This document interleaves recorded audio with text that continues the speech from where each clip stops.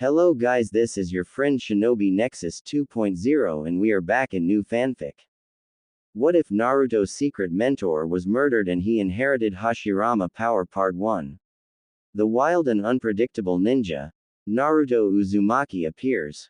A sigh resonated from a young householder, who looked about the age of a 6 or 7-year-old, as he looked at his empty apartment. I totally forgot food again.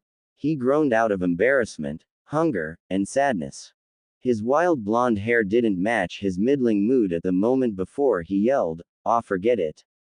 I'll just head back to the store and grab some more ramen cups. That'll cheer me up." He grinned, his earlier mood forgotten already.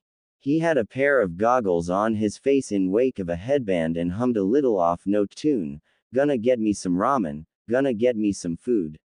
He sang somewhat loudly as he flopped to the bed. "Ah, this is the life. I can't believe the old man got me this place. It was a hassle yesterday, but well worth it for the chance to not have to deal with others." The boy said aloud loudly to no one in particular. This boy's name was Naruto Uzumaki. He was only 6, turning 7 tomorrow, and the leader of the village, known as the Hokage to most while Naruto calls him old man, decided to give him an early birthday present. Naruto had no current worries until his door slammed open. "Shut up in there. You're too loud." An older man, his landlord, yelled at the young boy. Instead of backing down, the boy looked towards the landlord in confusion. "Yes, you little brat. You're too loud," the landlord repeated, finger accusingly pointing towards Naruto, who grew angry. "You're being louder than me, what do you mean?" Naruto retaliated.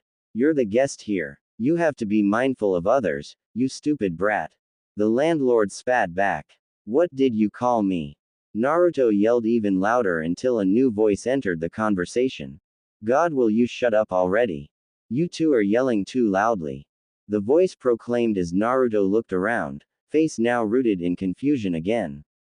The landlord groaned, finding the anger not worth it, as he tried a different approach. "Look, kid, you're not the only one living in this place. Sure, you own this area thanks to Lord Hokage, but you have to be mindful of your neighbors as well, okay? Sorry if we got off on the wrong foot. My name is Honoke Meni and I'm in charge of making sure this whole place is up to snuff and all my apartment owners are getting along and following the rules. I see you forgot to buy groceries, huh? Ramen cups aren't good for you, so tell you what, I'll go with you and help you pick out some groceries to make some healthy meals, and then we'll go out and I can show you around a bit more." Honoke introduced himself as Naruto went through his sentences again. "Ramen is totally healthy. I can live off of that instead of going with." Naruto almost finished his sentence before a growl rumbled through his mind. "Don't you dare finish that sentence. Say yes, you stubborn brat." The voice in his head demanded as Naruto gulped, seeing Honoke twitch and look like suppressed rage from the comment. "Ramen is not healthy for you. It's great in moderation, but you cannot live with just ramen without falling behind in physical strength. You do want to be a shinobi, do you not?" Honoke said back, trying his hardest not to yell as Naruto's head fell again. "Emhei has a point." Naruto thought to himself, before hearing a scoff in response in his head. "He does. If you want to get stronger and be worthy of my presence, you need to keep a healthy food habit. I don't even know why I would want to help such a stubborn brat like you, but if you can prove worthy, I can make you strong enough to become better than that old man of yours." The voice claimed. Naruto looked in shock before nodding out of determination. Honoke just looked in confusion at the young boy before shrugging it off. "You know it. I'm going to become the greatest Hokage you've ever seen. Let's go get those groceries, Landlord San."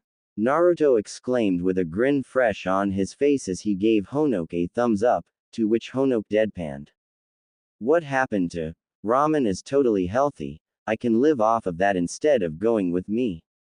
"Huh?" Honoke asked as Naruto started to sweat from how well Honoke had him figured out. I decided that I needed the help. I really don't know how my body works, and if I messed it up I would do terribly at the academy and might not pass.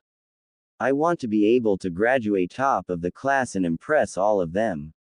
Then they'll all look up to me instead of always ignoring me or hating me for no reason. They'll have to pay attention.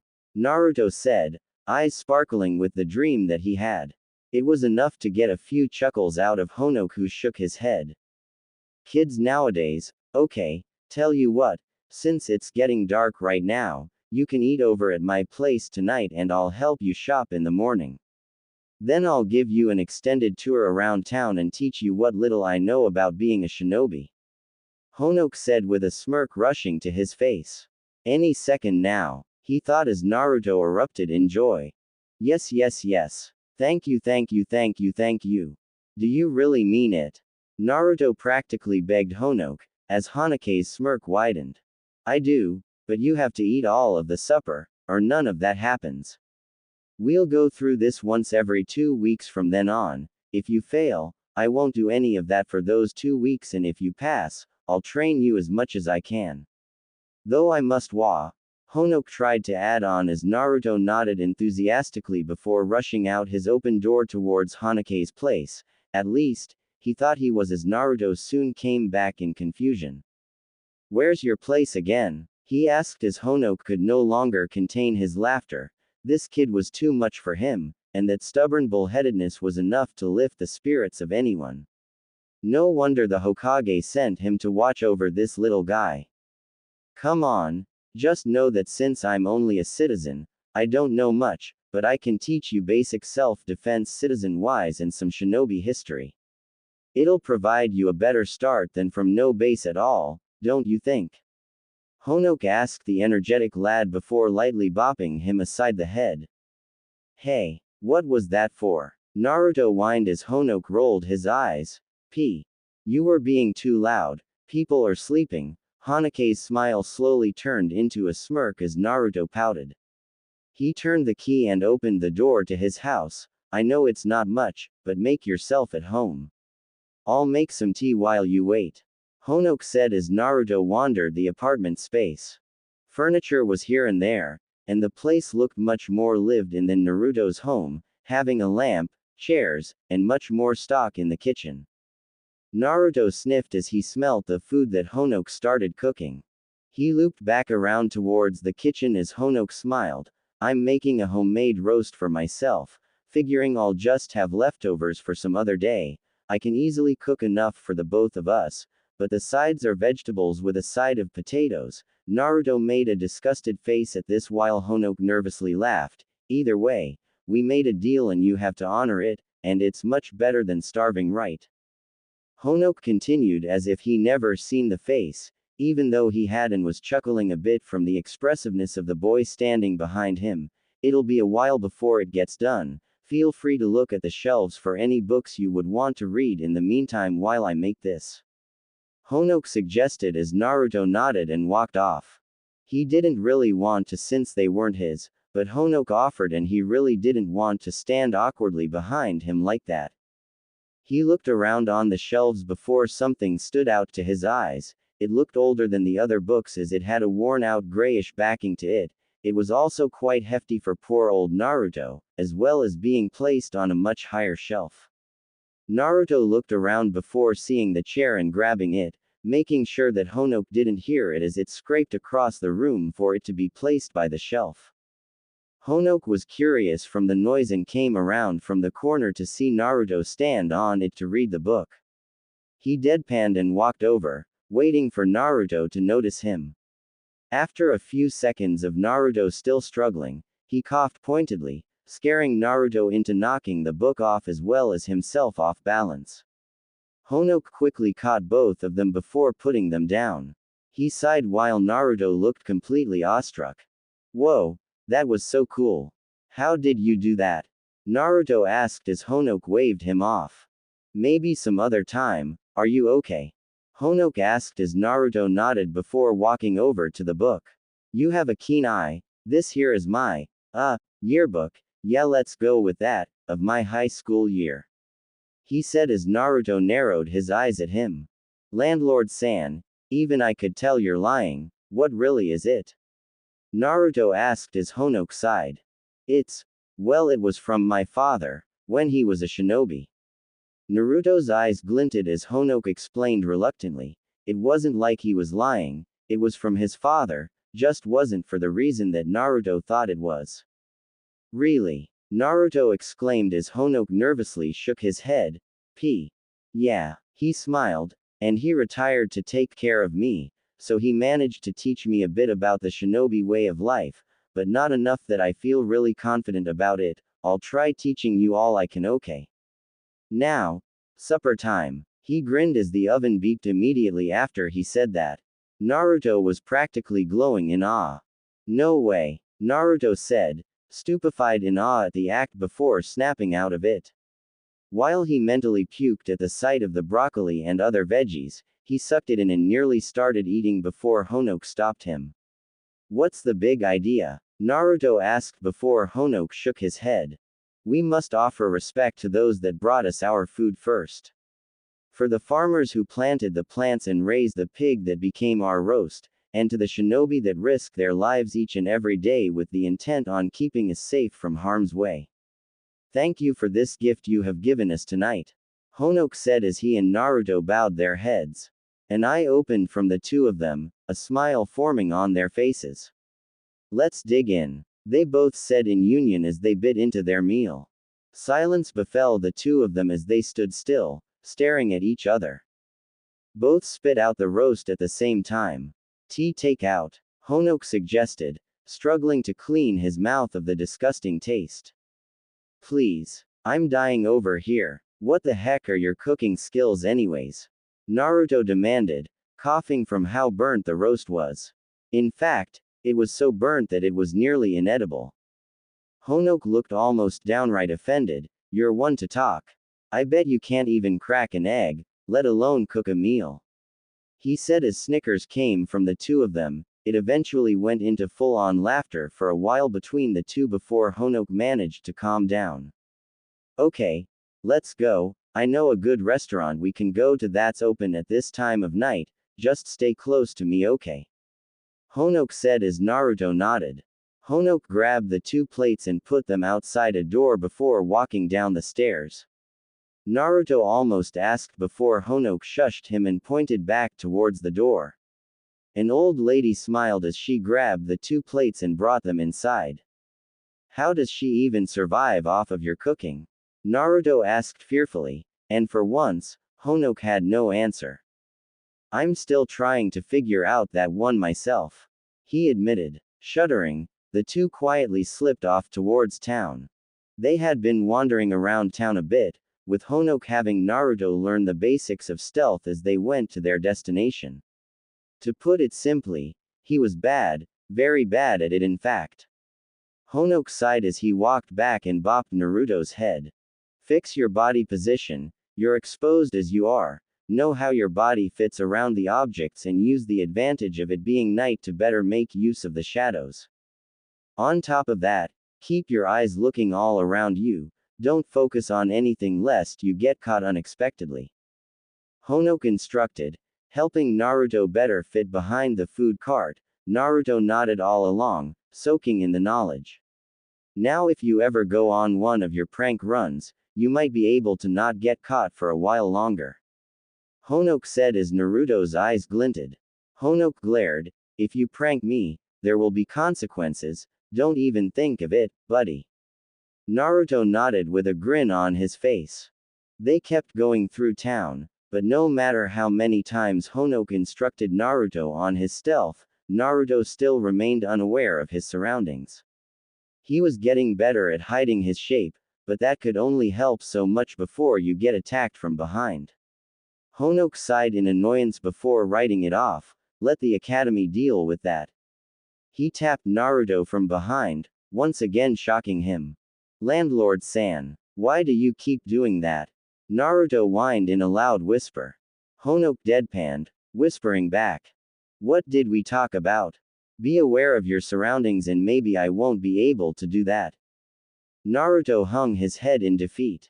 We're here by the way. Naruto's head shot back up with eyes befitting excitement. Honoke snickered as he pointed to the restaurant. This is Yakiniku Q, one of the most popular barbecue places in Konoha, and one of my favorite places to eat to get great meat. Honoke bragged about the place, looking oddly sad at the same time. He quickly shook it off when he looked back at Naruto. Let's go in. The two nodded as they sneaked around and entered the front of the restaurant. The sun was already completely down, and yet the restaurant still looked jam-packed with all types of people. Honoke was searching for someone before he found him near the back while Naruto took in the sight and smell of the place. Honoke took Naruto's hand and led him to the robust man sitting in the back, markings lining his face. Before they sat down, Honoke looked to Naruto. Now Naruto, unless you want to permanently get kicked out of here and stuff, do not call this guy fat or anything resembling that word. He's very sensitive to that, and people like him are as well, so please, don't. Call him robust if you have to, or just think of all of that so-called fat as muscle, but whatever you do, don't call him fat. Honoke warned Naruto, who looked towards the man again and nodded. Honoke sighed as he saw Choza looking at him with a raised eyebrow and amusement on his face.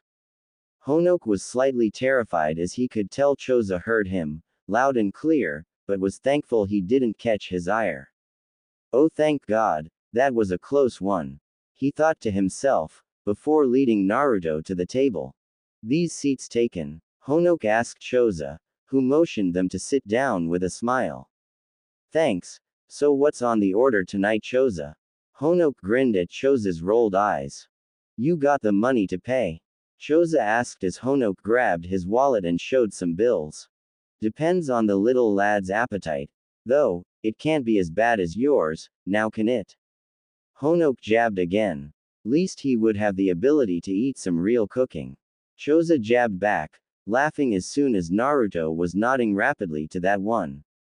Honoke was crestfallen. I really need to learn how to cook. Honoke fake pouted with a smile.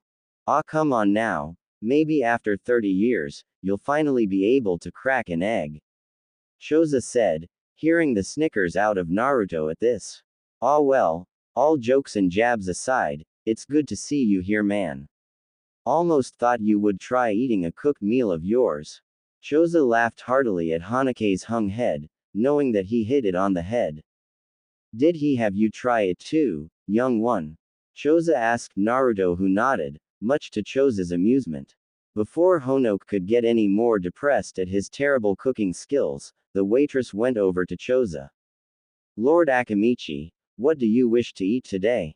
She asked Choza, to which Naruto became confused. Lord Akamichi, he repeated out of confusion. Ah, sorry for him. They're my guests tonight. Bring them a menu if you would, and I'll have one of everything. Choza apologized when he saw the near offended look the waitress gave Naruto. They call me Lord Akamichi because my name is Choza Akamichi, the 15th head of the Akamichi clan. Nice to meet you. Choza introduced himself. My name is Naruto Uzumaki. One day, I'll be the Hokage, believe it. Naruto introduced himself to the hearty laughter of Choza. I'll believe it when I see it. Keep working hard, and you might well become the next Hokage one day. Choza said to the grin of Naruto. The two commenced in some small talk, just talking about the day and everything for a while before he had asked Naruto when his birthday was. My birthday's tomorrow, Naruto said with a wide happy grin to the surprise of Choza and Honoke. Then how about you celebrate at my place tomorrow? Choza offered to the young boy, who looked up in excitement. Really? He nearly jumped up in joy when Choza nodded. Yahoo! He yelled in excitement to the playful bonk of Honoke. Easy there, other people are eating here too, gotta be mindful of that. I'll lead him to the compound tomorrow then, Choza, thank you for that. Honoke smiled as Choza laughed once more. Then their food arrived and they ate after cooking it, Naruto having tried to challenge Choza to an eating race and losing spectacularly to the cheerful laughter of Choza and Honoke. Soon they were all full and content with it. That is until they brought the bills.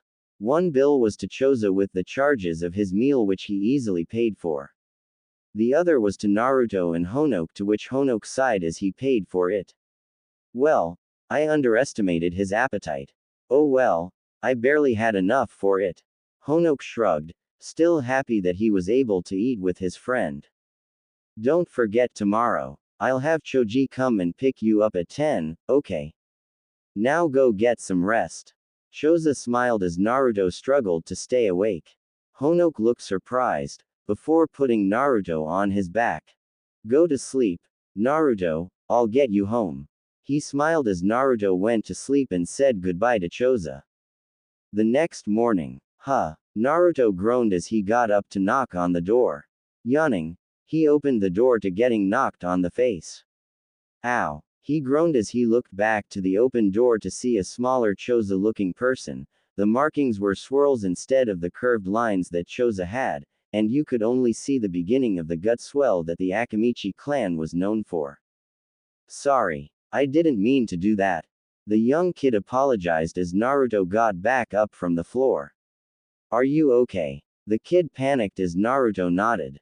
Yeah, I'm alright. Nothing can keep Naruto Uzumaki down that long, believe it. Naruto grinned as the kid smiled. My name is Choji Akamichi, happy birthday. I came to get you and Honoke so we can go to the birthday party. Choji introduced, mostly excited since they were laying a feast, along with cake. Naruto grinned and hugged Choji for a bit before stepping back once more. Thanks. My name is Naruto Uzumaki and I'm going to become the next Hokage, believe it.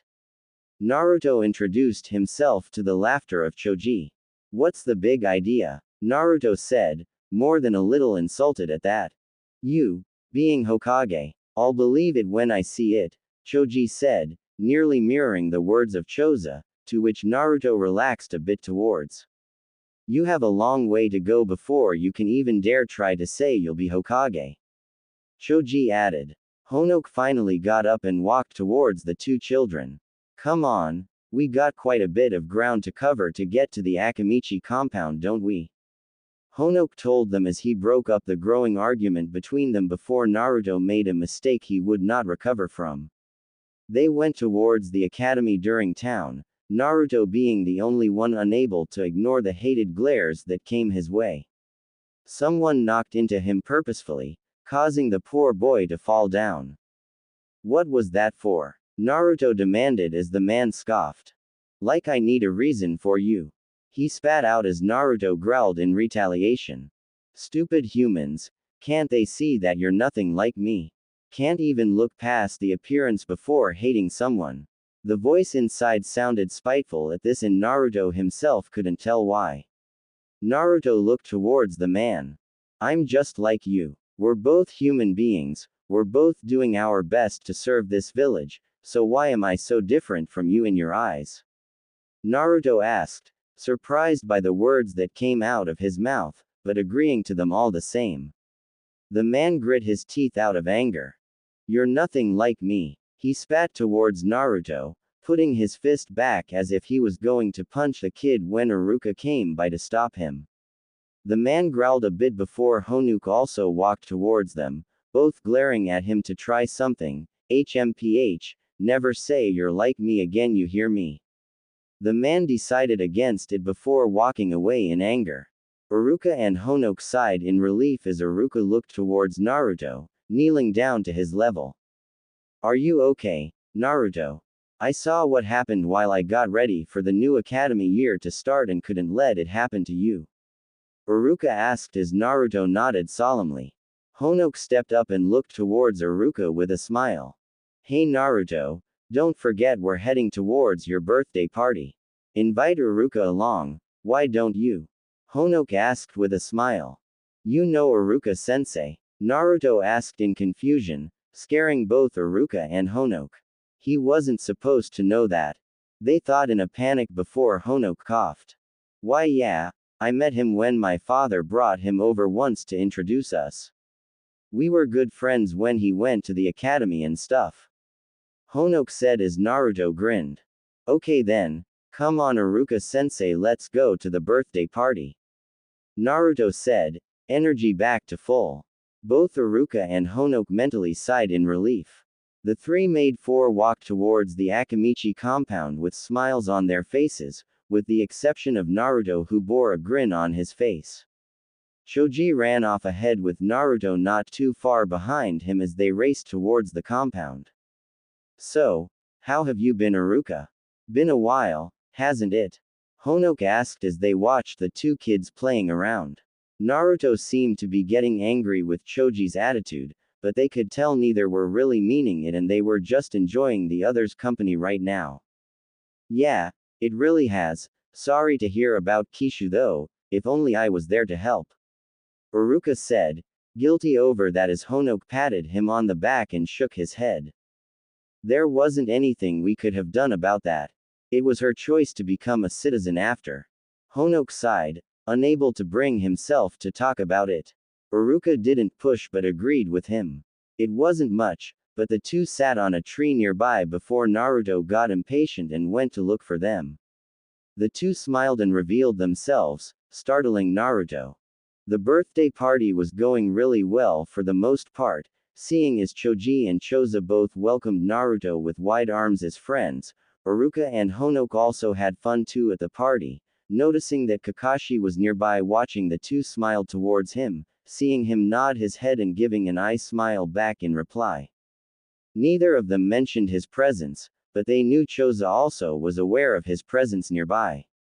Sadly, all great things always had to end, as what seemed to be a group of citizens started approaching the compound with faces twisted in scornful rage. The leader, what seemed to be an older man with no arm, glared at Naruto. There he is, he shouted to his comrades as Naruto looked in confusion and fear. Even Kuruma was thinking of getting involved if it wasn't for Iruka and Honoke stepping in to block the entrance. Choza walked forward as he terrified Naruto with the pure blood lust radiating from him. Even Choji was scared and took him and backed up. What's happening? Naruto stuttered out in fear. I think it's better if we don't know. Choji answered back in equal amounts of fear. Soon a pitchfork collided with a kunai as Choza walked past Iruka and Honoke, glaring out at the villagers. What is the meaning of this?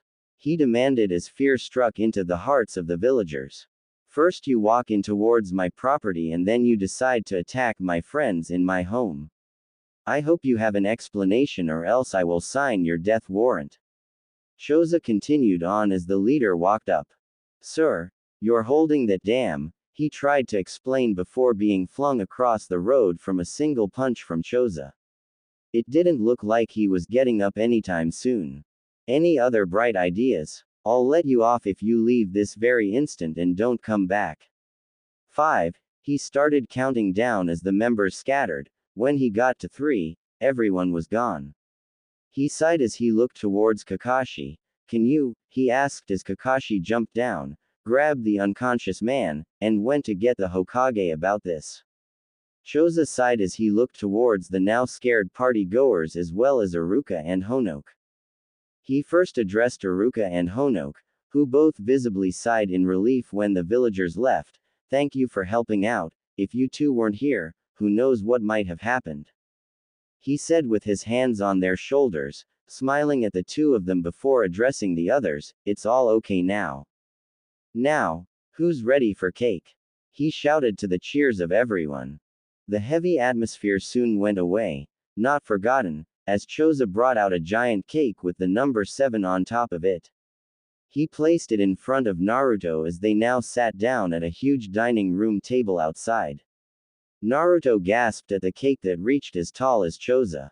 Make a wish, Naruto. Choza said with a smile, watching Naruto struggle to reach towards the top to blow the candles. Taking mercy on the poor boy, Choza lifted him up to them. I wish to become Hokage, and make everyone my friend. Naruto said with a grin as Kakashi and the current Hokage, Lord Third, walked. Really now? The third smiled at Naruto and the group. He was happy to see Naruto having a great birthday instead of being alone, and as soon as he saw Iruka and Honoke, he could see how it happened. Choza and Honoke had been great friends ever since Iruka's academy days under Choza's tutelage, so it made no surprise to see Choza hosting the party. Iruka most likely wouldn't have asked, so the third knew it was due to Honoke. Yeah, old man, I'll be the next Hokage and have everyone become friends with each other and stop the fighting and wars. Naruto expanded on his wish as he blew out the candles. Well-meaning laughter spread across as Choza put Naruto down. After cutting the cake, Choza gifted a huge piece, about the size of a standard cake at that, to Naruto. Well, you can't do that on an empty stomach, now can you? Let's eat. Happy birthday, Naruto. Choza yelled along with most of the party goers, with the exception of Kakashi, the third, Honoke and Iruka, who simply said it normally with a smile. From there on, the party went great, and soon the day was nearing an end. The third had already left to handle the villagers was what he had said, though Naruto had some feeling that it wasn't going to be as nice as he had put it. Iruka had to put some finishing touches on lesson plans and the like and had said the academy classes would start sometime in the next few months. Although, he'll try to spend more time with Naruto. After that, Naruto had to say goodbye to Choji and Choza, who had him promise to meet up again in 2 weeks, to which Naruto grinned as he noticed it lining up with his meets with Honoke, who looked crestfallen at how quickly he was found out, though he still carried a smile. Soon enough, the two walked from each other to their own houses. Hey, Naruto, make sure you're up by 10 and we'll start on some taijutsu practice. You gotta be up really early for the full training, but at least by 10 for an hour of training. If not, you don't get training. Honoke said as Naruto nodded. He handed him an alarm clock, having it set since it was on its battery power, as well as a plug to charge it. This way you can't say you didn't know the time. Honoke winked as Naruto smiled. I'll be up by 8 then. Naruto said as Honoke nodded before they went to their houses. Naruto set the alarm, turned it on, and plugged it in before going to sleep, happy over how the day had gone. Wake up. The alarm blared to life as a very angry voice yelled at the sleeping Naruto, causing him to panic as he turned the alarm off. 8:10 the alarm said as Naruto looked around for who yelled at him, but couldn't find anyone. Shrugging, he instead sighed as he got dressed, excited and at the same time terrified for what training Honoke would put him through. A yawn escaped him as he knocked on Honoke's door, it opening to reveal a grinning Honoke. You're late, he said simply. Having heard the alarm going off, he didn't mind as he himself could attest to the pain of waking to an alarm clock. Naruto sighed as Honoke led him towards a public training field. A sign nearby read, "Training Field 2 inches" as Naruto could see some teams honing their skills. Honoke led him away from that towards a small area with a simple training dummy. I got permission to use this area to train you, but we can't disturb the other team or we will be kicked out. Honoke explained to a nodding Naruto. Now I'm going to slowly show you the moves and have you try to do the same thing. Don't be annoyed or anything if you don't get it right away, it takes time. Honoke explained as Naruto nodded again. He took a deep breath before quickly doing a 5-hit combo on the dummy, being nearly invisible in the while from how fast he did it. He then slowed it down to be visible to see that he had punched twice with his right arm before kicking the head and twirling to hit with his left hand and finishing it off by using his right elbow. He then looked to Naruto, who looked in both awe and confusion about what happened. Whoa! Naruto gasped out when Honoke smiled. This is part of my style, I'm more just curious on if it suits you or not before training you up to that stage. It's called the many fast plate style, a unique style that my father helped me create. Using the speed I have, I use my chakra to increase my speed and pull off precision hits on an enemy. It's akin to the Hyuga's gentle fist style, but a bit different since I don't have the Byakugan to spot the chakra points of people. Honoke explained as Naruto looked even more confused. What's chakra? He asked to the laughter of Kuruma. Excuse me if I don't know it. No need to laugh. He yelled towards Kuruma. You know I'm right here, inside your consciousness. Now you just look like even more of a fool. Kuruma laughed some more as Naruto groaned. Great, so the voice is in my head. He said as Honoke just stared at him. Chakra is, Iruka can explain that better than me honestly, but it's energy that flows throughout your body along a network. Now you can draw upon this energy to use jutsu. It can be replenished with sleeping and eating like any other type of energy you use. Using hand signs, we direct the chakra along our network to certain places to create the effects we wish to use, such as using clones and shooting fire, stuff like that. Honoke explained, coughing in embarrassment as he just brushed off Naruto's weird comments to himself, not wishing to know why he did it. Naruto made a sound as he thought about it. So I take it that you're a part of my chakra. Naruto thought towards the mystery voice inside him. It seemed to shrug. You could say that, but not necessarily.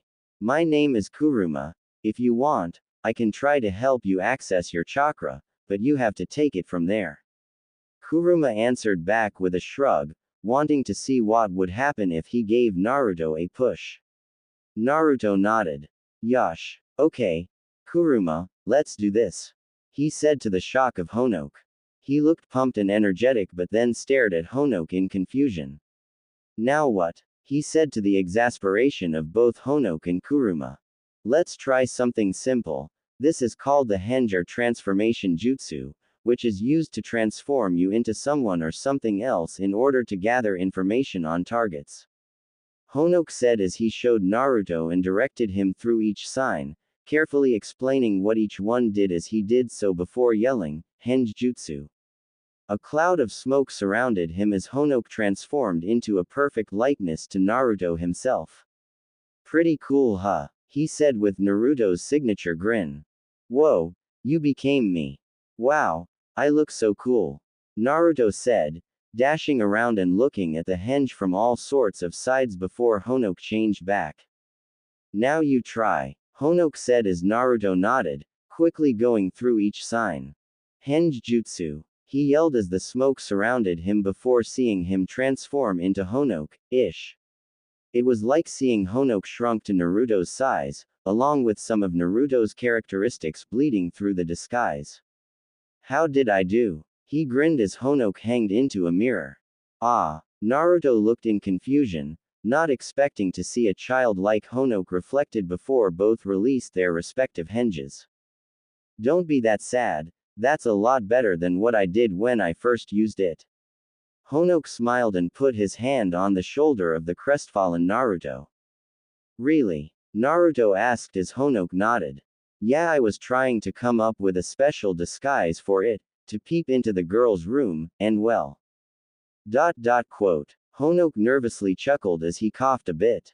Want to see it? He asked as Naruto nodded. Honoke sighed. Henge jutsu, he said after repeating the signs. The smoke faded to show a girl like Honoke with great big S, yet still having Honoke's beard and blackish hair. Where a ponytail once stood split into two great ponytails. Naruto screamed both out of shock and terror at the henge in front of him. The training team came in and also screamed at the sight before Honoke released the henge. What the heck was that? Naruto nearly yelled again before Honoke sighed. Needless to say, it didn't go as planned. How about you try it? Honoke asked as Naruto frantically shook his head. You could try using it to prank people. If you get it right, men will mostly always fall for it, it's great for pranking people. Honoke added as Naruto gained a glint in his eyes.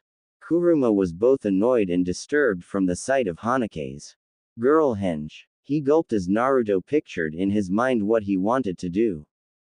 Henge jutsu, he said after showing the proper signs slowly.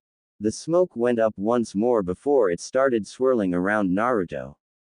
Honoke was interested as he watched in suspense.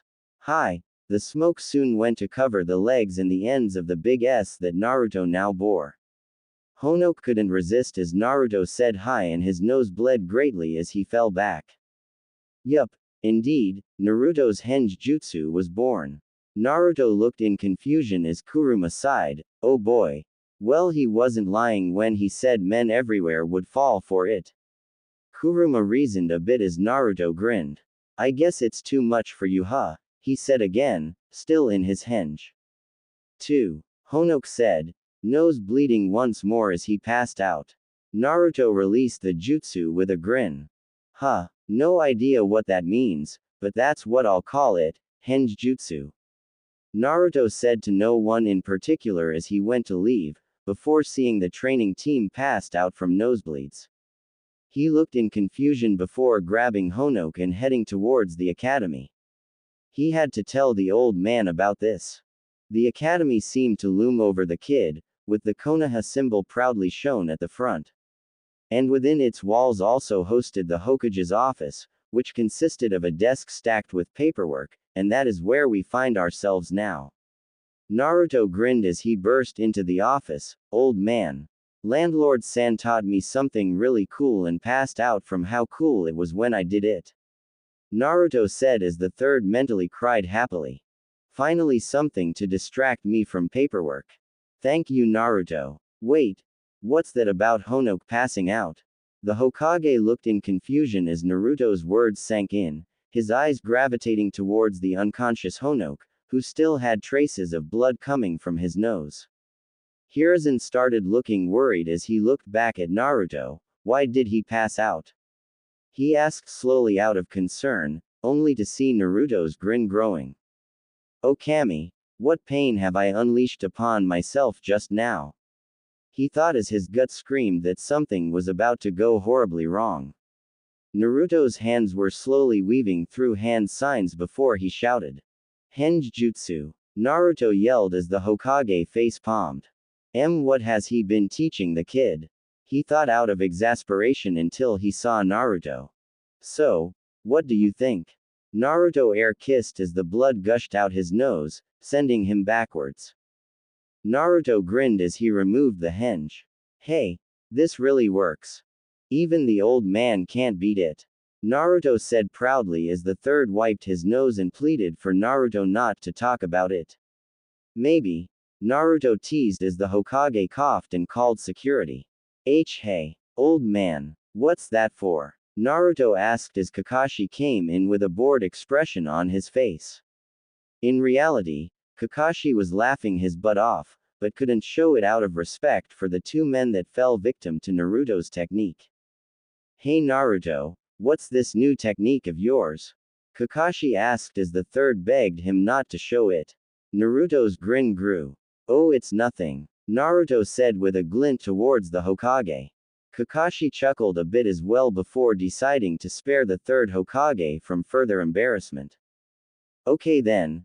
Well, seeing as Honoke is down for the count, I think I can help out a bit for the rest of the day." Still impressive how you came up with the jutsu after his terrible execution of it. I bet you can improve upon it as well to make it even more powerful, but that's for another day. Kakashi stated calmly as Naruto looked at him with bright curious eyes before looking crestfallen for some reason. "Sorry I did that to them. The old man still has important paperwork to do and Honoke was supposed to teach me taijutsu and start teaching me some shinobi history." Naruto seemed oddly remorseful of his actions as Kakashi sighed. "It's fine, it taught them not to underestimate you now, didn't it?" Kakashi seemed to smile as he ruffled Naruto's hair. "I'll help out with the training for today as Honoke and the Hokage recover from your jutsu," Kakashi said as Naruto's mood immediately improved. "But know that I'm going to push you hard and far with this, don't let me down," Kakashi warned as Naruto nodded.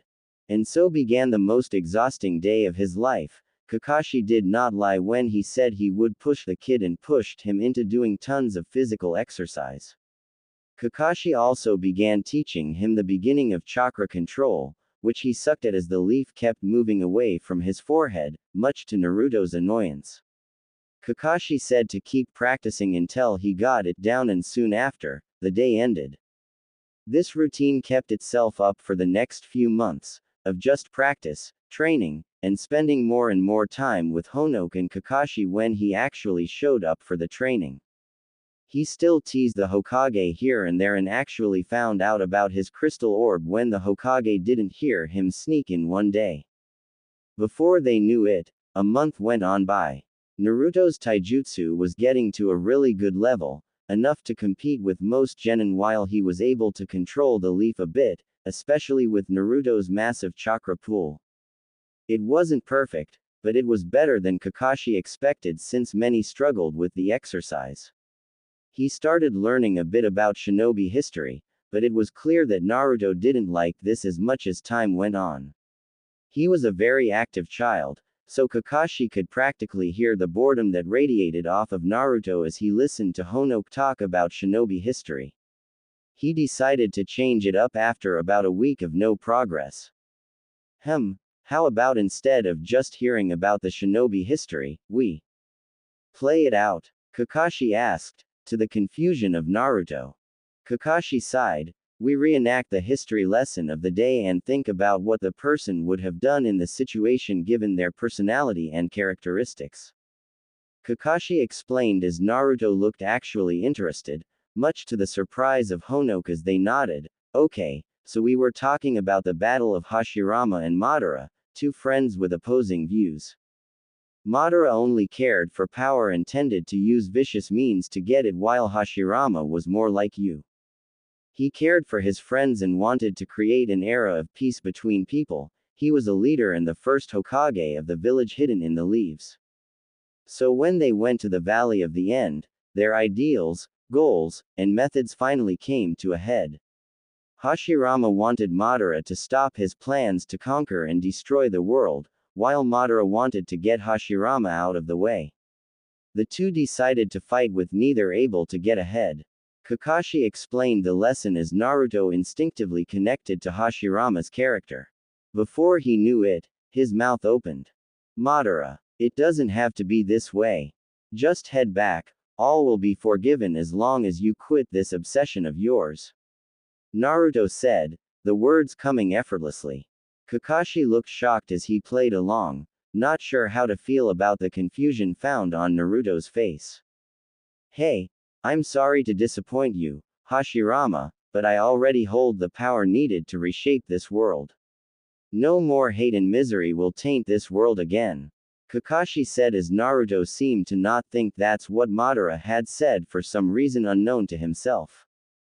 That's not true. Your idea of a world will destroy love and happiness as well as hate and misery, it's not real. How can you even call that a world worth living in? Madara, Naruto yelled, his hands reaching towards his kunai for a reason that escaped him. Thankfully, Kakashi only had given him a training kunai, but the threat still stood clear. Honoka looked concerned, while Kakashi just looked surprised.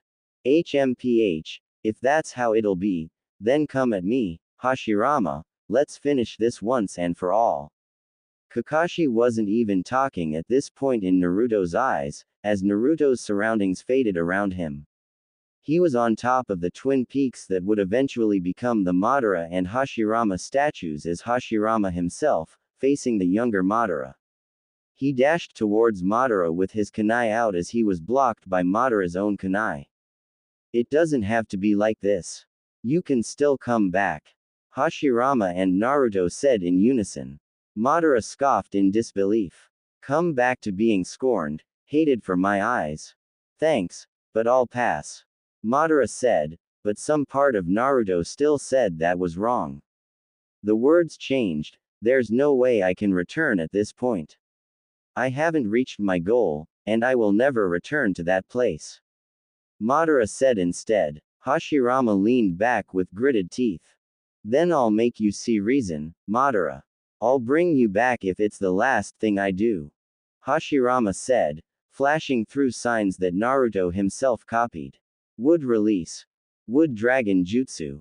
A giant wood dragon came out and went towards Madara, who quickly dodged, only to get blasted away from the explosion it caused. A hand landed on Naruto's shoulder as the scene faded away back to Hanake's apartment. Naruto blinked in confusion. What happened to Madara? I was just fighting him. Naruto asked, mostly confused himself as Kakashi sighed. Did you just see the battle between Hashirama and Madara? Kakashi asked out of exasperated confusion as Naruto nodded. He repeated the signs that had summoned the wood dragon and yelled the jutsu name again to nothing happening. I assume that was the technique he had started the fight with. Kakashi asked this time. Naruto nodded again as Honoke and Kakashi looked at each other. It was weird, it was like I was Hashirama. When you were talking, it felt like I could hear the words that Madara actually said. It was weird. Naruto admitted in confusion. Let's try this again some other time. We don't know what would happen if you got attacked by Madara when you go into this state. You came at me with kunai as if in a trance. You might hurt someone if it happens, but I think it's only limited to Hashirama, since you two have very similar goals and characteristics. Maybe you just relate heavily to him. Honoke said, as Naruto hesitated before shaking his head. Whatever it is, I can't let it hurt me. I'm Naruto Uzumaki. My dream is to be the next Hokage and make everyone become friends with everyone and end the fighting, and nothing is going to change that fact. Not now or later. Naruto put his thumb on his heart. And I swear on that. He grinned as Honoke sighed in relief. Kakashi ruffled Naruto's hair. Yup, now get some rest, it's been a long day. It's already nearly time for you to go to bed, he said as Naruto smiled. Okay. See you later, Landlord-san. Kakashi-san. Naruto waved goodbye as he went to his apartment. As soon as they heard Naruto's apartment door open and close, both of them visibly relaxed. What the? Did he actually? Honoke was still trying to come to terms with what Naruto had said as Kakashi leaned back, mask off as he sighed. I don't even know, but if there's one thing I know about Naruto, he's going to surprise people. I managed to capture the signs that he used and I'm thinking of taking it to Tenzo to see if Naruto was right, if he was. Then I don't even know at that point. Kakashi admitted aloud, afraid of a wooden dragon actually coming out if Tenzo performed the jutsu. He hoped that Naruto was wrong, or else there would be dozens of questions. This is an S-ranked confidentiality conversation at this point probably. We can't let someone find out about that at any costs. Kakashi stated to the nodding of Honoke. Most definitely. My lips are sealed. Hopefully it's just a crazy imagination, but I doubt it would be that simple honestly. Honoke sighed as he said it. Kakashi had to agree as he put his mask back up. Well, I better get going. I need to test this and hope that it's just the crazy ramblings of imagination. Tenzo had been unable to recreate Hashirama's wood dragon jutsu as he didn't know how to do it, so if Naruto's right on this. Kakashi sighed out of exasperation. This will be one crazy week for us all.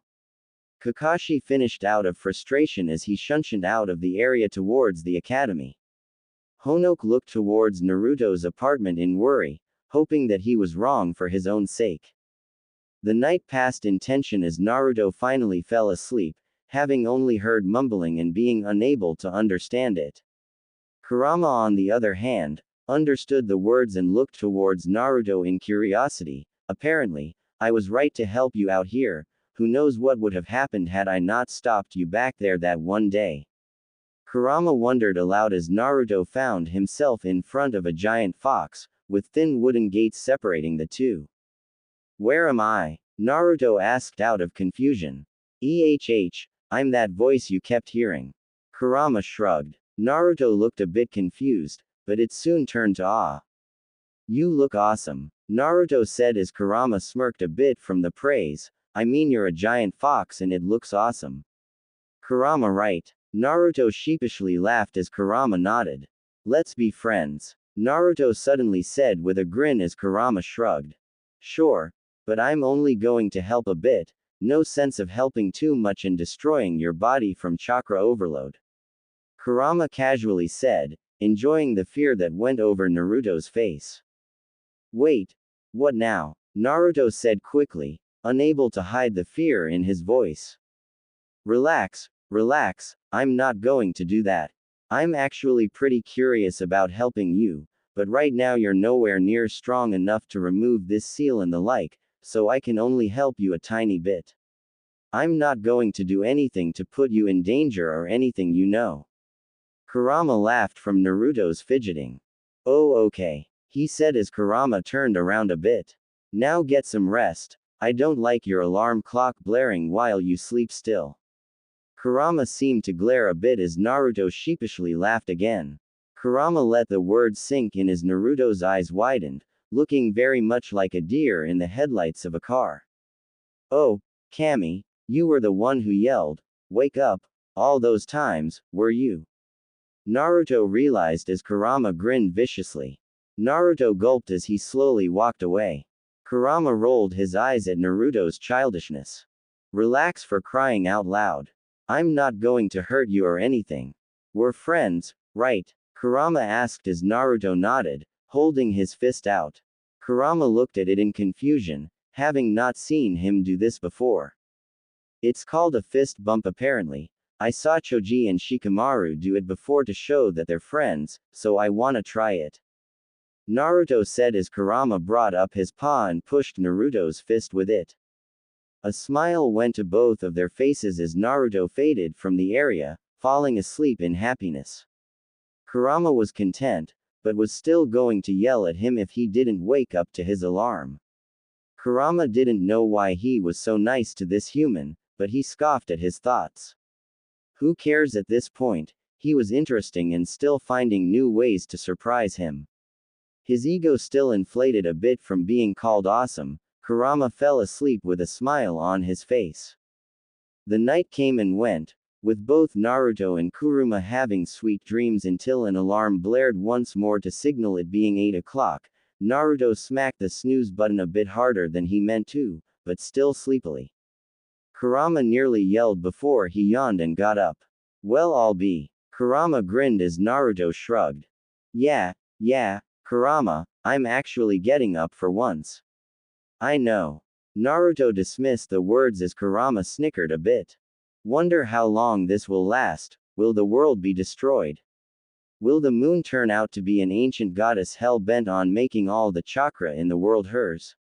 Kurama asked mockingly as Naruto couldn't help but laugh. Yeah, right. Naruto laughed out as he made his way to the mirror. Both him and Kurama looked and blinked. Did I always have these markings on my face? My eyes look a bit different too. Naruto looked confused as Kurama shrugged, both noting that Naruto's body did that too. Wait, how did you do that? Are you able to control my body now? Naruto asked out of confusion. How am I supposed to know? This is news to me too. Kurama replied, equally confused as Naruto in this mess. Well, whatever the case, let's just be careful on that, we still got training to do. Right, Kurama. Naruto asked to receive a nod from Kurama. I guess I just get to train alongside you now, how troublesome, as a certain Nara would say. Kurama snickered out, both feeling a bit uneasy seeing the expression and action mirrored on Naruto's face in the mirror. Yeah, meeting Shikamaru was an experience, wasn't it? Naruto snickered himself, before noting the time. Oh no. We're running behind. He nearly yelled as he hurried along with his shower and getting clothes and ready, before heading to meet Kakashi and Honoke in Training Field 7. Apparently, the people of Training Field 2 no longer wanted Naruto around, so Kakashi offered the training field that was reserved for himself. At least that's the official version. It turns out that the people of Training Field 2 wanted to see the Henjutsu more for some purposes that Kakashi, Honoke, and Kurama didn't want Naruto to know, so they moved to Training Field 7 in private. You're late. Honoke smirked as Naruto tried sneaking into the field. Also, if you wanted to sneak, go around the back and enter through the trees. It might have made you late, but you could claim that you were there the whole time and I just didn't notice. Then again, you would need the tree walking jutsu mastered before you can do that now, don't you? Honoke's smirk stayed while Naruto gave an annoyed pout. Not my fault the tree decides to make me slip off. He pouted as Honoke chuckled. So where's Kakashi-sensei? You call him by his name and sensei, yet I'm still Landlord-san. Honoke pouted as Naruto rolled his eyes. Okay, Honoke. Naruto dragged it out, seeing the hopeful look on Hanake's face. He smirked. San. Both of them burst out laughing from the clear baiting Naruto was pulling. Still better than Landlord-san, I guess. Honoke laughed out. So what if I call you Landlord-sensei? Naruto couldn't resist as Honoke bonked him. Nah. Use Honoke-sensei or Honoke-san. Honoke said as Naruto rolled his eyes. Hi. Naruto dismissed as the two laughed again.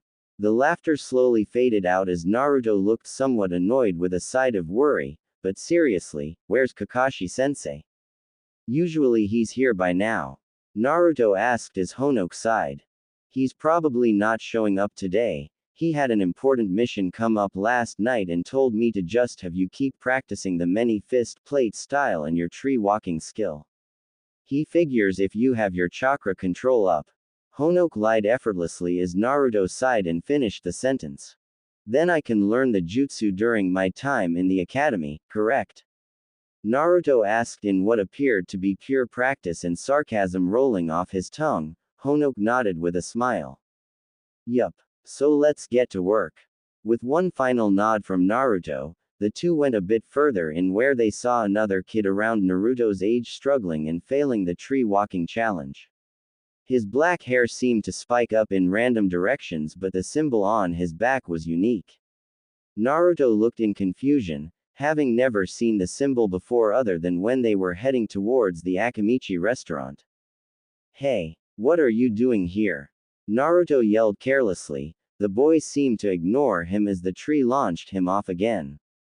Naruto growled in annoyance, but Kurama simply watched the two.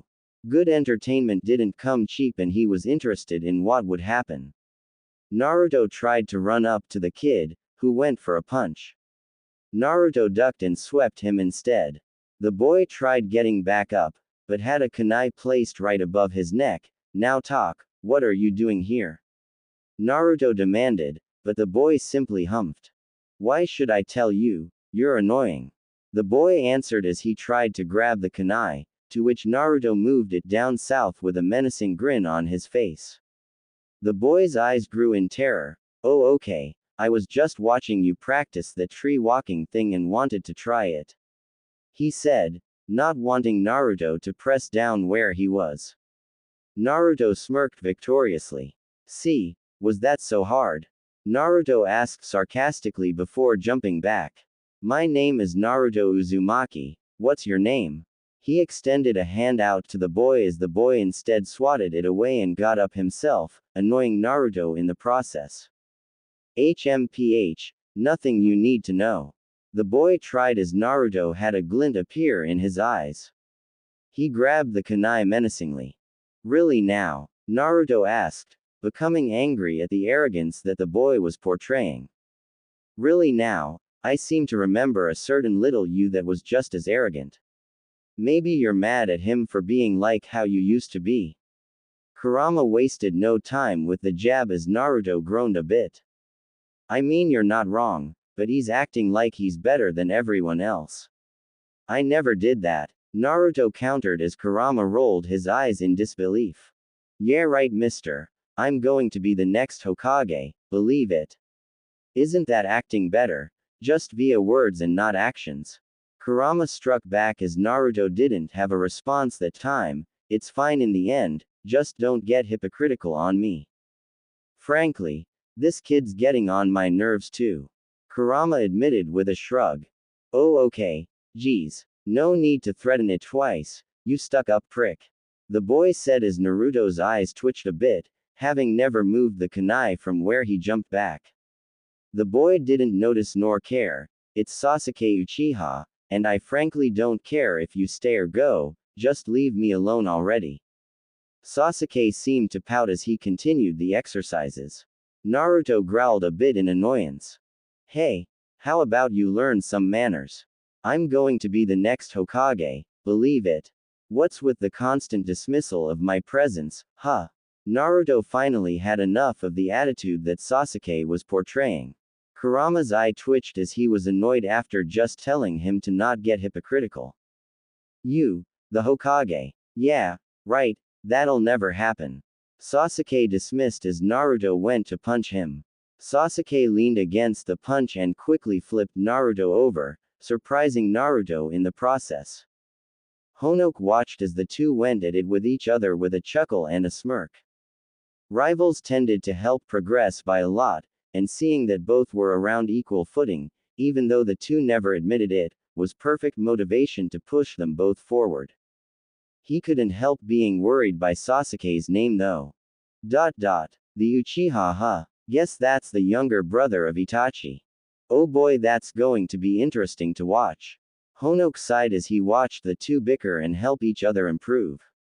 Honoke had heard about the unrest in the Uchiha clan and the talks of revolution. Even the third Hokage was worried about a civil war breaking out, but if Naruto could befriend and get Sasuke off that path, it would be for the best. Honoke decided to just stay back and watch, waiting for Kakashi to get done with the test. Hours passed by as the two challenged each other to insane task after task to prove their worth. Eventually, they set their sights to a race to the top of the tree, and both were making good progress now based on the rivalry. Before Naruto could barely break halfway, and now he was nearly 75% of the way there, with Sasuke not so far behind him. Kakashi walked on by with Tenzo behind him. Honoke groaned a bit at the sight. Oh, Kami. It's S rank now, isn't it? Honoke whispered pitifully as Kakashi nodded with the same resentment towards it. Hey Naruto, Sasuke. Take a break for a bit, we got guests. Honoke shouted as the two ignored the order, instead continuing their race to the top of the tree. No way, I'm going to beat him and show him that I'm stronger. Naruto shouted back to the annoyance of Honoke. If you don't get here now, no visits to Uncle Choza. Honoke said as Naruto grabbed Sasuke and jumped off the tree. Hey, what's the big idea? Sasuke yelled as he tried escaping Naruto's grip. Kurama smirked and added a bit more strength to it. He had grown to appreciate the food Choza always put out and he wasn't going to let this stuck-up brat ruin that. Yes, Honoke-sensei. Naruto acted super obedient to the point that Honoke couldn't resist laughing a bit from the sight. Choza's food worked wonders at creating a threat against Naruto.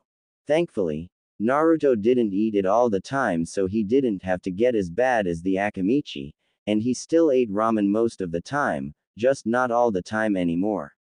Naruto seemed a lot healthier as a result of this, and didn't look so malnourished. He had even grown a few inches as a result. However, he had the start of the Akamichi gut as well, much to their equal annoyance. Naruto's eyes wandered a bit before meeting Tenzo's in confusion. Hi. Naruto asked out of confusion, much to Sasuke's snickers. Naruto accidentally pushed him to the ground, which started another fight as a result. Honoke bopped both of their heads before it got too bad. Yamato here is a user of wood release and wanted to test something that you had said before, Naruto. Kakashi cautiously explained, not wanting Sasuke to be a part of this discussion. Sadly, the boy refused to leave, and instead looked at Yamato, Tenzo as if they were challenges to be overcome. Yamato took no mind to this and instead looked at Naruto. Now Naruto, do you remember the signs? Naruto shook his head to Kakashi's question. Well, I had, and told Yamato here about them. Let's see the result. Kakashi smirked a bit, unseen by Naruto or the others. Yamato used the proper hand signs a bit slowly as he yelled, Wood release, Wood Dragon Jutsu. A wooden dragon, smaller than Hashirama's, came out as Naruto looked in awe. I told you I saw it happen.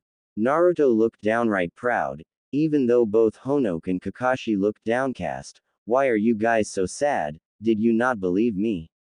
Naruto asked as the two shook their heads with identical sighs. It's not that, it's more we didn't want you to be right. Since now that puts a heavy burden on you to help Yamato out as well as keeping this a secret from others. It puts a huge target on your back that we can't let others find out about, lest you get hunted by the world. Honoke explained.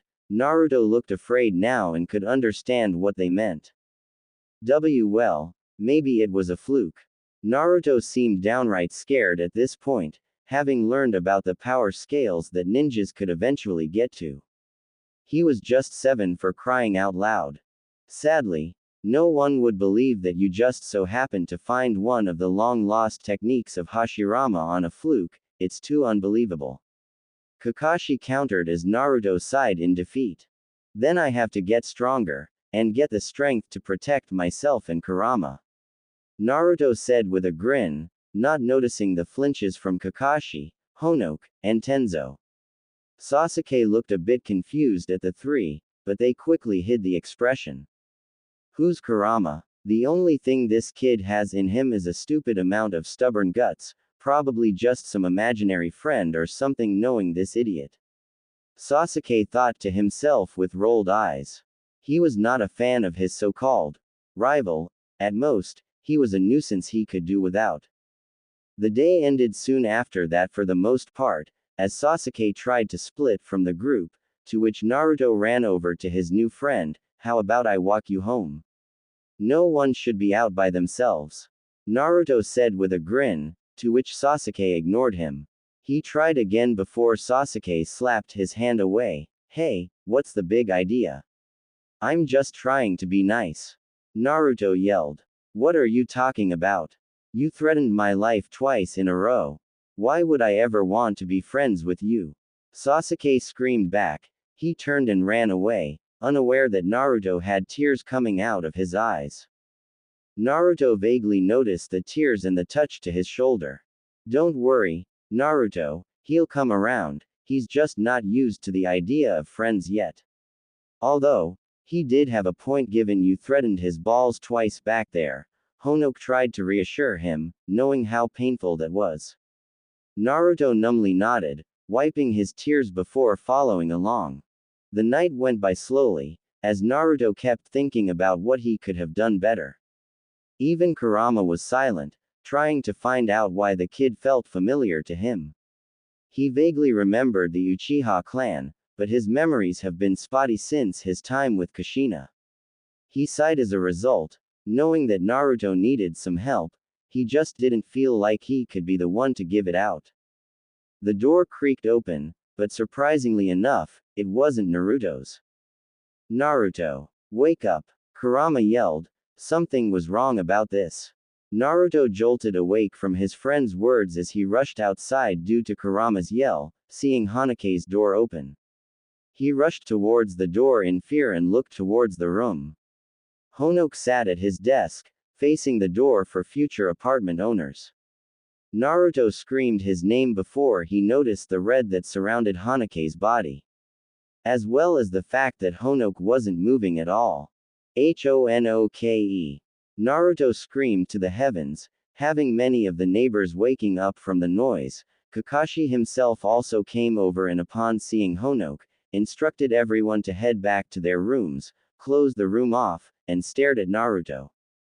Naruto. Kakashi swiftly said to the crying kid. Naruto was unresponsive. Naruto, we'll get to the bottom of this, I swear it, but you have to calm down.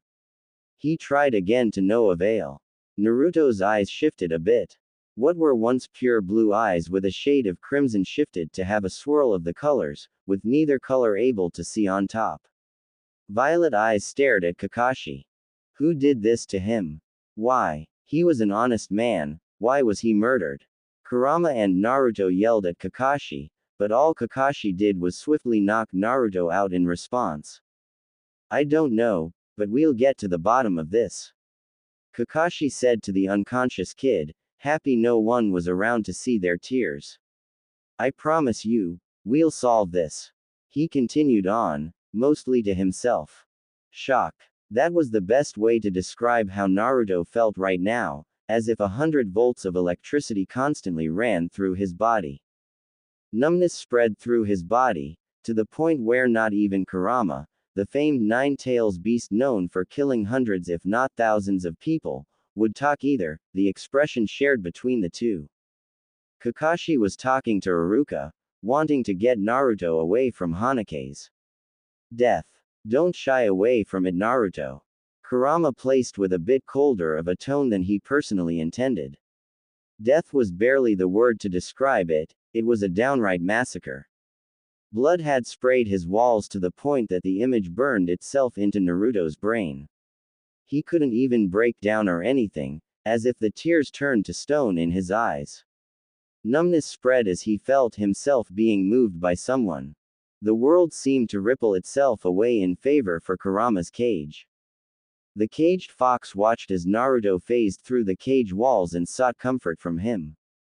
Kurama sighed as he wrapped himself around the young boy, watching as he started bawling against his fur without a care in the world.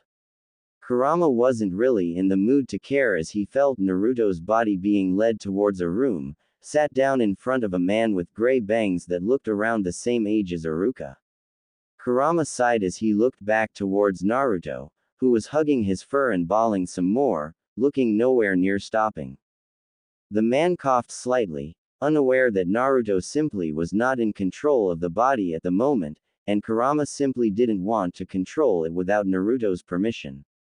It felt wrong somehow, even thought some part of him demanded to kill Naruto and gain freedom, he just couldn't bring himself to it for some reason that eluded him. Was it in those missing memories of his? Even then, would he want to kill Naruto if he got them? He shuddered a bit at the thought before turning his attention to the man to distract from his own troublesome thoughts. Naruto didn't even notice Kurama's turmoil as his bawling didn't stop. Kurama sighed a bit at this. My name is Mizuki, and I brought you here to see what you know of what happened to Honoke. Mizuki asked neutrally, no emotion at all portrayed upon his face, but Kurama knew better than that and saw the hidden rage that consumed him. He couldn't hide from a real beast like himself, and was nothing in comparison. Kurama didn't like him one bit from his tone, but couldn't tell if that was from that weird bias of Naruto or whatever it was that made Kurama care for the boy or if it was from his own distaste for liars. Either way, the fact remained, he really didn't like the man. Kurama stayed silent as Mizuki growled lightly from annoyance, are you even listening? He snapped quickly, but still to no response. He walked towards Naruto as Kurama growled in warning. The man rose an eyebrow and a smirk grew upon his face. Mizuki walked towards Naruto once more. You touch Naruto and I will rip you apart slowly and painfully. Kurama snarled out as Mizuki leaned back in preparation of grabbing Naruto and shaking him. Mizuki visibly flinched back before the smirk returned upon his face. Oh ho ho, so you really are the, he tried to say before Iruka slammed the door before glaring daggers at Mizuki.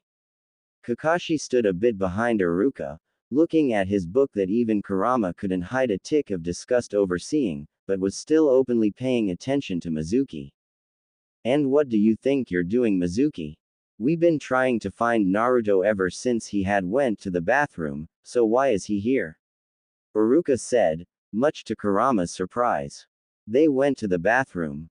God, the shock was worse than he thought to make it where he wasn't even aware of his host's movements. Mizuki quickly put a smile on his face that caused another growl to come out from Kurama, who was struggling to contain his weird hatred for the man, while also trying to comprehend said hatred. I had found him standing still outside the bathroom, I figured I'll bring him here and ask what happened with Honoke. Mizuki calmly explained as if he wasn't threatening to punch Naruto and Kurama mere seconds ago.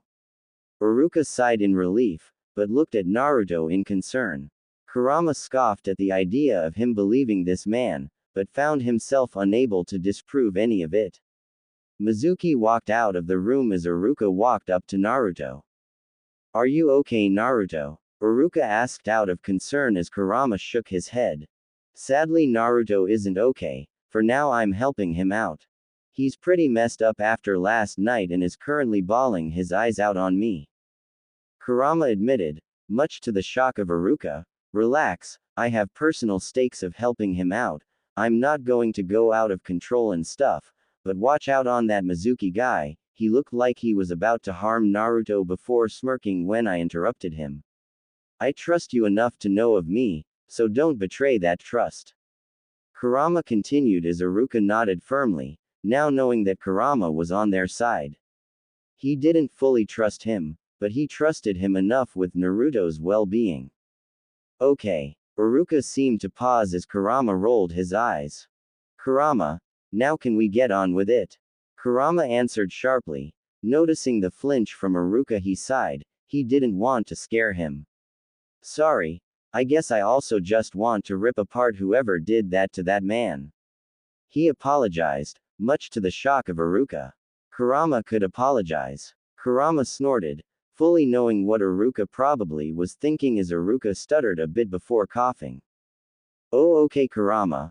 Well, we're thinking of adding a new edition called Pre-Academy Level as to start the academy a year earlier to prepare kids towards the academy.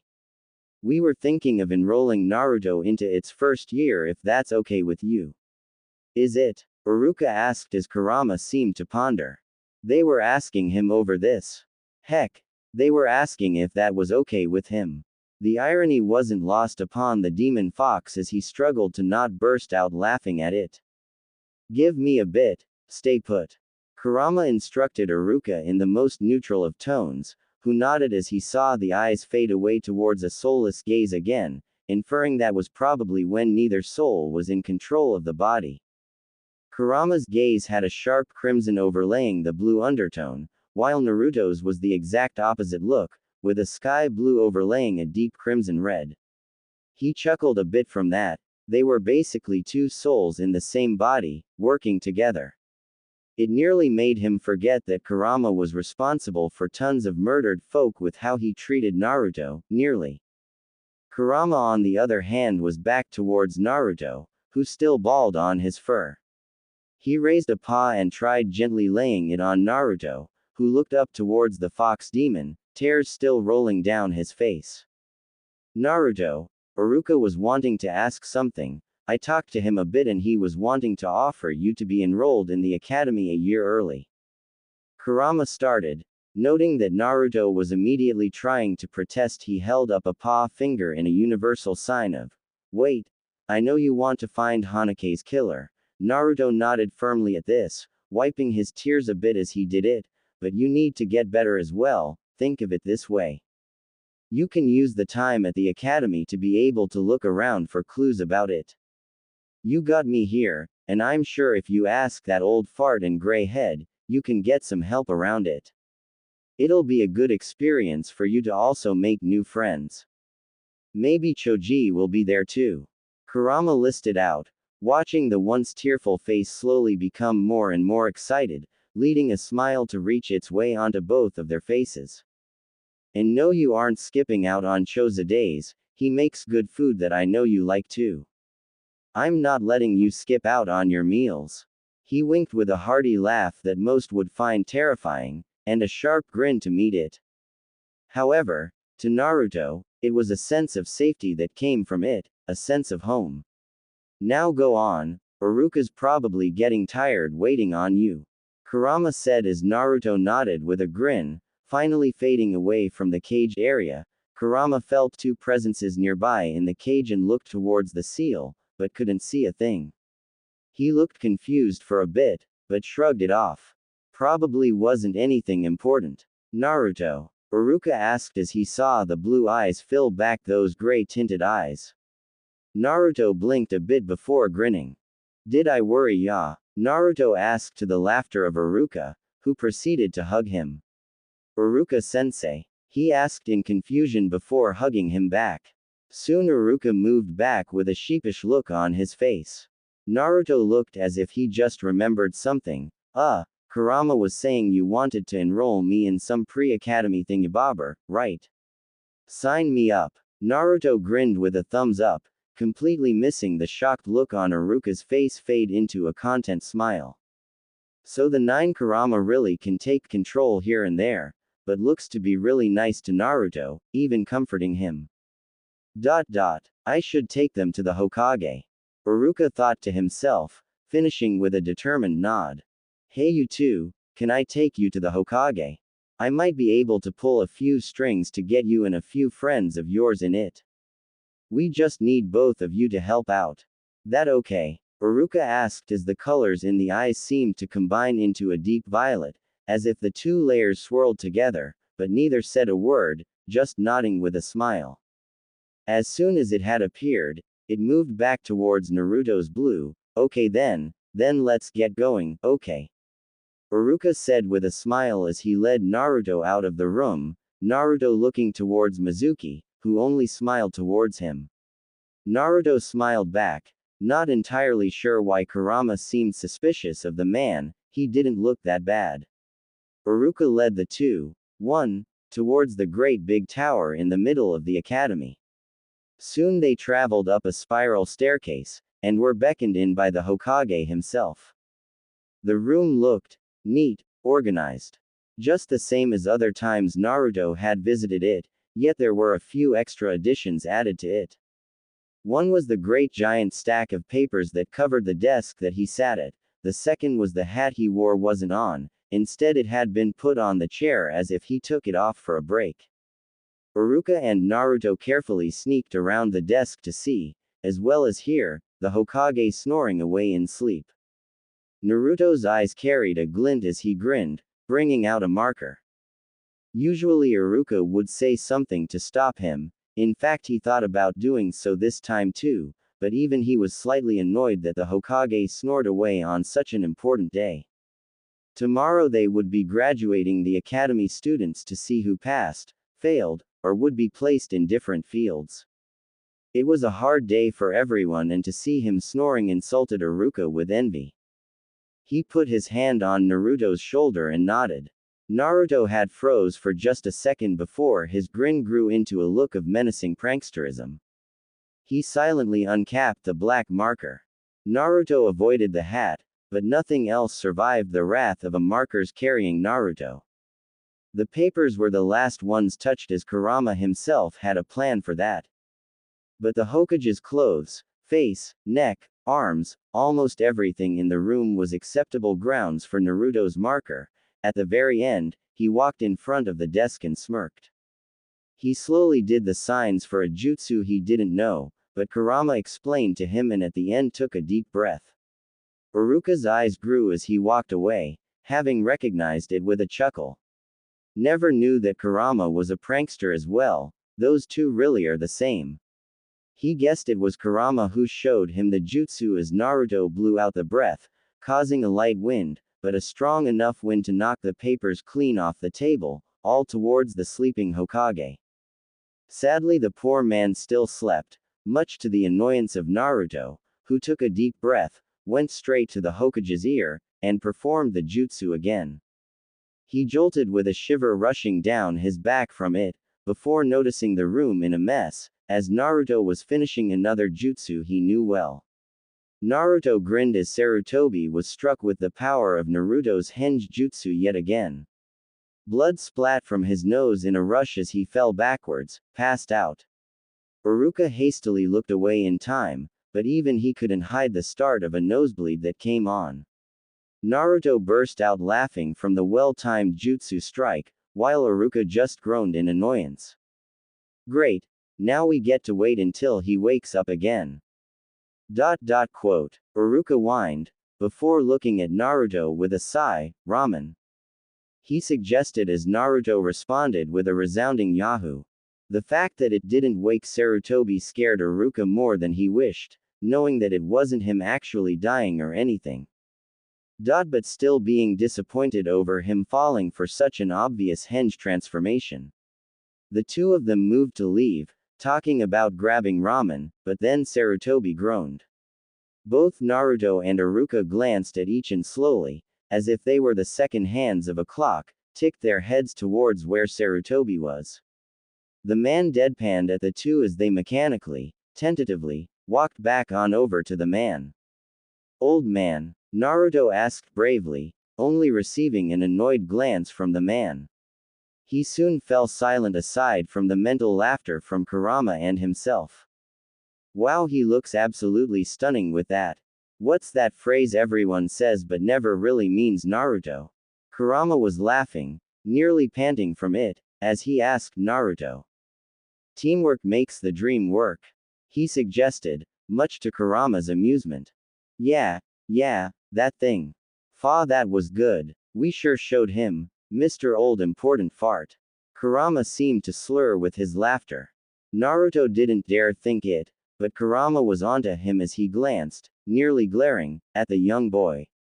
He quickly looked away towards the window, surprising Sarutobi with the look of fear on his face. Yes, Naruto? Sarutobi asked, not expecting the response Naruto would give in response, though it looked like Naruto failed to hear him. Kurama, stop acting like you're drunk already. I'm trying to not laugh in front of the old man.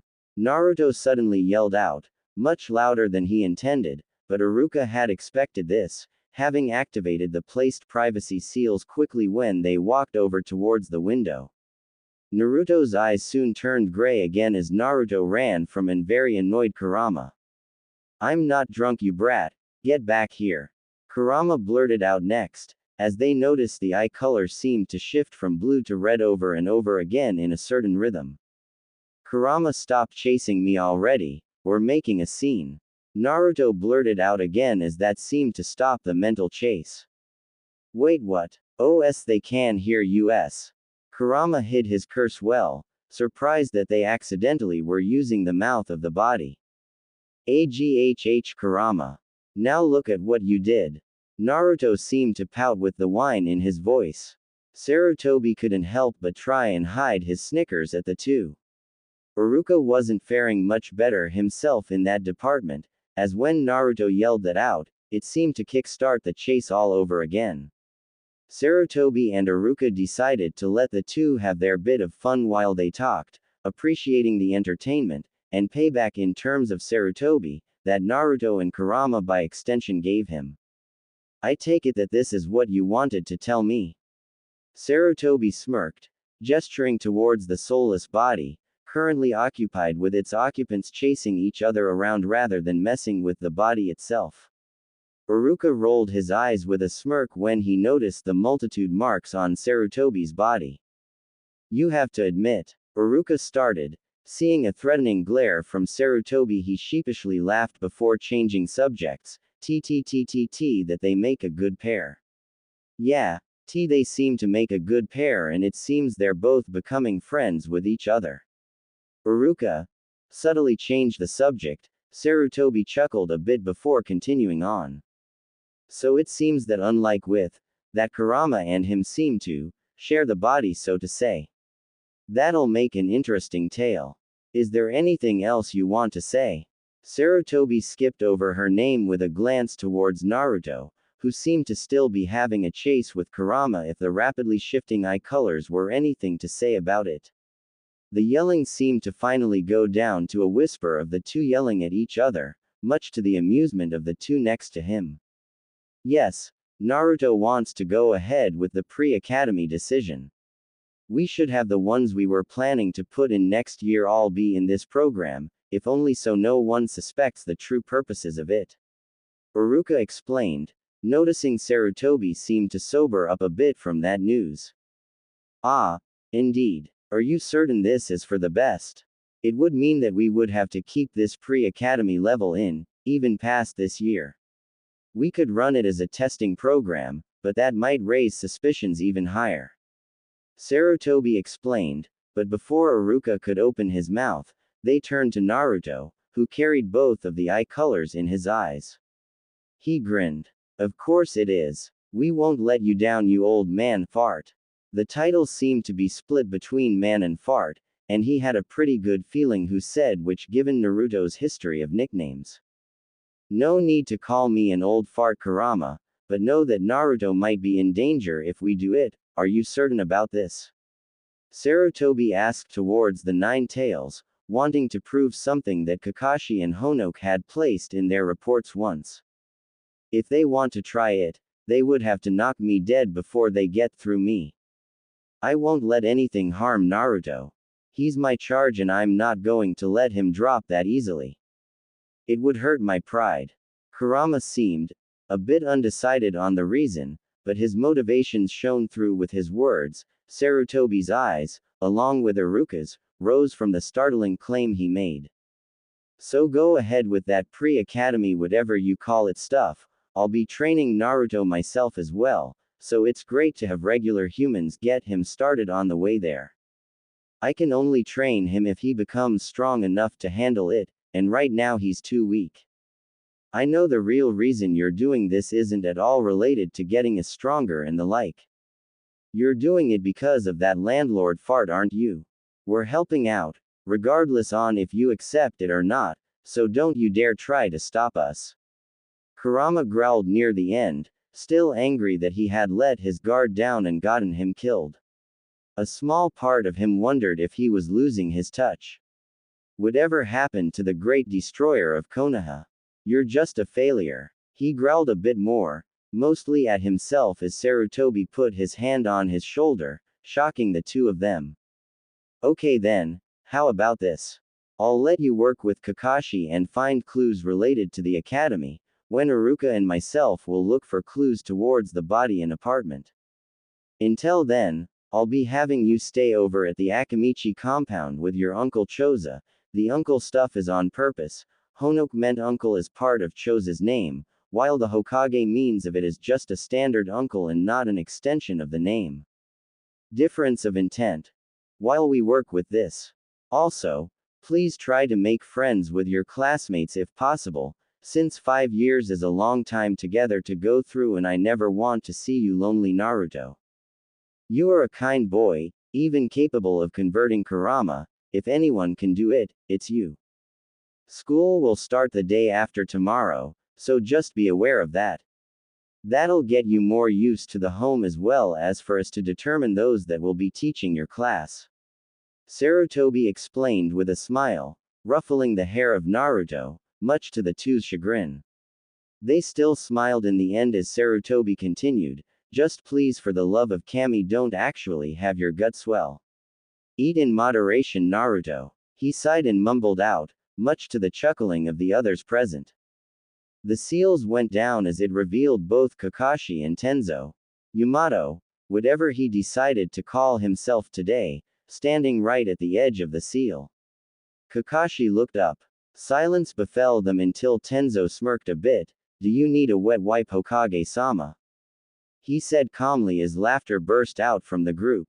Kakashi didn't show his laughter and Tenzo looked like a stone brick while he mentally laughed his butt off, but Sarutobi quickly saw through them as he unleashed unrivaled rage towards them all, quickly and effectively shooing them out of the room.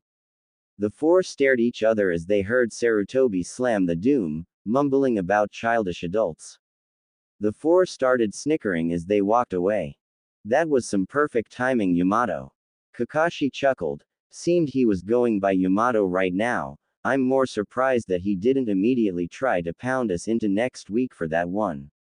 Kakashi admitted with a shrug. Naruto, as seen from the blue eyes currently shown, looked towards Kakashi. Yes, Naruto? Kakashi asked. Who do you need any? Naruto started, ending with a groan. Who do you think killed Honote-sensei? Naruto asked before mumbling. Might as well start with that one. The silence was baffling and the question cleanly cut through the elated mood that was going through. A groan came from Kurama as he looked at Naruto. You really don't understand tact, do you? Kurama asked to Naruto's sheepish face. Sorry, Kurama. Kurama could only shake his head at this. Kakashi finally coughed, snapping their attention back to him. He sighed, trying to collect his thoughts before looking straight at Naruto. I don't know enough to even begin answering your question there, Naruto. And this really isn't something you should help with. Kakashi explained, putting a finger up when he saw the dual colors flare up in protest. Sadly, I have no choice but to accept your help if Iruka isn't saying anything to agree with me saying to keep out of it. Kakashi sighed in annoyance. Honestly, I don't have any suspects yet, since we yet to even get to the autopsy, which might be delayed for quite a while. For some reason the doctors keep delaying it and it's starting to get annoying. Sadly, we don't have anything we can do to help with it, unless... Kakashi said with a glint in his eyes that the dual-colored Naruto grinned to. Kakashi said nothing more, but Iruka continued on with a glare towards his superior. Not that I mind you helping, but you are not breaking into a hospital or anything. Don't you dare, you two. If you get in trouble it will fall down on all of RA, Iruka tried to say as Kakashi covered his mouth. Iruka rolled his eyes. Butts, all of our butts. He said sharply instead, try to find what you can without being illegal. I'll be checking the apartments later on to check on if we can find some evidence. Sadly, I bet someone already cleaned up the scene after you saw it, just to hide the evidence itself. Whoever it is has connections, but I managed to ask the Ibaramas for some of their jutsu bugs in order to bug the room in case someone came and disturbed it. They agreed and left some there and told me a while ago that someone moved in, but proceeded to kill the bugs. By the time Anbu arrived to check it out, whoever it was gone. It's annoying, but I have to hope they left something behind. Iruka finished in annoyance from that fact. He groaned lightly before Kakashi stepped back into Naruto's attention. Now Naruto, Kurama, you know that this is going to be pretty dangerous, right? Whoever killed him is probably also after you guys. Heck, we don't even know why he died. Kakashi tried saying, seeing the dual colors sharpen themselves. So what? They shouted in union, halting Kakashi in his words, it doesn't matter what danger awaits us. We'll face it head on, believe it. They continued on as the eyes dulled a bit from that, as if the union was taxing upon them, which it probably was. They had seemed stronger during it, but it was still vastly incomplete between them. Kakashi and Iruka smiled from this. Yeah, Naruto, we believe it, just be careful, okay? Iruka asked as he held a thumb to his chest once more. I swear I'll come back alive. Believe it. Naruto grinned as Yamato coughed, noting they were still in the stairwell this whole time. They finally got a move on, with Kakashi and Yamato deciding to wait a bit to make sure they weren't all caught together. He's one interesting kid, Yamato said bluntly, much to his partner's chuckles. He is indeed, Kakashi replied. Ramen. Naruto sang the word on repeat for the whole way over to the popular ramen shop that Iruka took him to.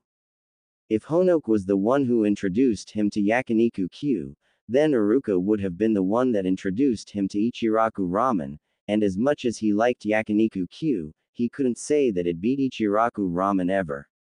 He dug in immediately after his bowl was delivered. Kurama was the complete opposite, claiming that Yakiniku Q was superior to Ichiraku Ramen any day, which led to many fun-natured arguments between the two over the debate. So Naruto, what do you think about the pre-academy? You looking forward to it? Iruka asked as Naruto demolished his ramen bowls one after another, frightening Iruka as he had offered to pay. Oh Kami, he's going to run me dry. Iruka panicked as Naruto finally looked over to him after the fifth bowl, only because that had been the last of the original order. He had asked for more right after. I guess it's cool. I just don't really know how to feel when that means I would have to be in the academy for 5 whole years instead of 4. It just scares me a bit honestly. 5 whole years, at that point I would be 12 years old, and I might not be any closer to finding out what happened to Honoke. Quote. Naruto's hands rolled into fists, nearly scratching him if not for Kurama subtly moving them so he could focus on the conversation instead of healing. Iruka noticed this with a worried look on his face, not liking the fact that the usually hyperactive knucklehead Naruto was, strangely remorseful, strangely silent, and most importantly, playing around with his favorite ramen. He was losing the motivation to eat his ramen after the third bowl, with it taking longer and longer to finish up until right after this fifth one, even though he had asked for more. Iruka sighed as he noticed that he barely even ate any of his first bowl. The silence was deafening with that sigh and Iruka didn't know what to say. Ayame, having noticed the two not eating, had walked over with the intent of yelling at them to eat or go before noticing the tense atmosphere that befell them. Iruka bit his lip lightly as he thought about what to say, only for them to hear Ayame herself sigh. Look, I might not know what's going on here, but I know you, Naruto. You like to shoulder the guilt of everything that happens around you even if it's too much for you to carry alone. Ayame started, looking towards the downcast Naruto. Trust in them. They're only there to help you, not hinder you in any way. Ayame continued on, almost helpless in the situation. I know, Naruto started, but Ayame wasn't done yet. If you know, then do it. I know you're better than this, Naruto. You have the trust of so many people that if the villagers got off their idiotic ideals and actually got to know you, they wouldn't hate you, they would praise you as a hero. You have a heart of gold that drags people in, and while you don't have many yet, it's only going to grow and get stronger. I know it. So instead of feeling down about yourself and what you can't do, focus on what you can do instead. If you do that, then you will reach your goals in no time. Ayame smiled as she said it, happy that the smile and optimism was returning to Naruto's face, who grinned in appreciation. Thanks, Ayame. More ramen, please. Naruto asked as Ayame nodded and went to work. Iruka smiled towards Naruto, happy to see him back to his normal happy self. It didn't matter what the world threw at him, he would take it, grow stronger, and use that strength to protect his friends and family. One more bowl of ramen, please. Iruka himself said, hearing a hi in reply as Naruto grinned at him, and Iruka smiled on back. The hours passed on by as the two enjoyed their ramen, and soon the sky had set, and night had fallen. Iruka's wallet cried in pain as Iruka could only pay for some of the meal, with Ayame and Tsuki putting the rest on Naruto's long-running tab with a understanding pat to his back. Elsewhere in the village, near the academy. You know your mission, correct? A sinister voice seemed to hiss his words. Another person laid cased in the midnight moonlight is a very familiar character. Of course, I won't let you down. Naruto won't graduate from the academy if I can help it. Mizuki answered back toward that shadowed figure, you can trust me. Orochimaru. Mizuki grinned as he knelt down on the ground. Quiet. The newly dubbed Orochimaru hissed, threatening at him, we're in enemy territory, you idiot. We don't know who's watching us, now go. Orochimaru continued, before the shadow disappeared into the ground, slipping out into the night. Of course, Mizuki said with a smirk, even though Orochimaru himself was long gone. A kunai went towards a hidden Anbu agent, who fell down dead. I'm well aware of idiots trying to interfere. He smirked, before getting to work. Naruto yawned as he found himself in the cell-like room inside of him once again. He smiled as he looked to Kurama. Hey Kurama. He waved as he got closer, noticing the worried look on his face. What's wrong? He asked. I'm not sure exactly, just a gut feeling honestly. Kurama sighed, nearly sending Naruto into a panic over how tame Kurama was, which led to Kurama lightly, that still hurt. Bopping Naruto on the head. Relax, no need to panic over something so insignificant. I called you here more so we could practice actually dragging your chakra out and using it in the form of jutsus. For the most part, you have a huge amount of personal chakra, not even including mine, but because of that, your chakra control sucks. Kurama casually and calmly stated, as if it was simple fact. Which it was. As mad as Naruto was for bringing that up, Kurama was completely correct in his statement. No matter how much Kakashi and Honoka had trained him, his chakra control still remained almost completely terrible, to the point where he struggled with the leaves and tree climbing exercises. As cool as his race with Sasuke was, he had yet to be able to even go back all the way to the top since that day, and even halfway was a huge struggle. He had temporarily broke through his chakra control barriers that day, but not truly grown into using it. Naruto sighed in defeat, leading to a smirk to take Kurama's face, and that's why we're here, in the center of your body. I'm going to teach you how your chakra network works, and since we're here, it should be much easier to control your chakra, since you're in the body itself and not outside. Kurama explained as Naruto nodded.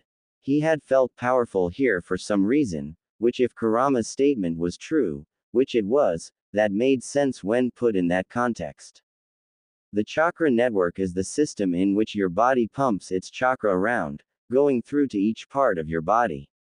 These have specific points of chakra, where the chakra is stored, powered up, and taken to whichever part of the body needs it the most. When you were doing tree climbing, it went to your feet. When you were trying to do the leaf exercise, it went to your head, then to your hands when you went for manipulating it around. It was a matter of which part needed it. Kurama began, before looking towards Naruto. Naruto was downright confused. It was so obvious it hurt Kurama as that was the simplest part of the explanation to get through. A groan escaped Kurama as he asked him what he was confused about. If the chakra points are where everything is stored and stuff, then where are we? Naruto asked, surprising Kurama with how thoughtful it was. Well, we're in the very center, a chakra swirl that your father placed at your stomach in order to seal me at. It is at the very core of the network and integrates my chakra with yours. Kurama desperately hid the stutter, but saw the glint in Naruto's eyes. He glared harshly at Naruto as the boy wisely said nothing about it. So this is the center of my chakra. Then why does it look so? Naruto struggled to find the word for it, but Kurama had a pretty good guess as to what he meant. Empty. Kurama saw Naruto nod to that. Well, that's because this is more a physical representation of the chakra field, and is used to give a physical place to house me. The only reason it looks like this is because that's how it was designed in order to fit around my size and demeanor. Most chakra centers, or swirls, don't have a physical realm to step into, since it would just keep the chakra compressed and ready to use. You don't have to worry about that because of the insane of chakra we possess, thus it's much harder to control the chakra within you. Kurama explained, still seeing a slightly confused face on Naruto. So basically because you're here, my chakra is forced into a physical form to house you, yet we have insane levels of chakra that make up for that, and those factors together make my chakra control so bad. Naruto summed it up as Kurama nodded, why didn't you say that to begin with? Naruto yelled out of frustration, soon carefully backing up to a frustrated Kurama. What do you think I've been trying to explain to you? Kurama yelled back. Naruto screamed as the two chased each other for the remainder of the night.